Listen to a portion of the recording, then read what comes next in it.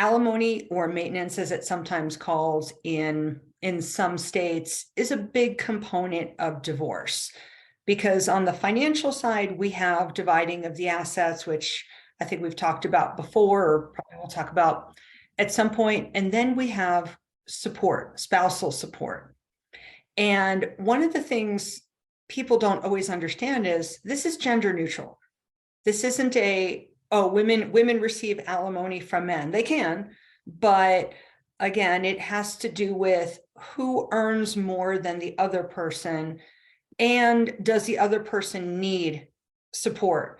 Not so much from the perspective of the other party in the divorce, because I represent a lot of women who are breadwinners, business owners, and they feel very strongly that the spouse does not need alimony or maintenance.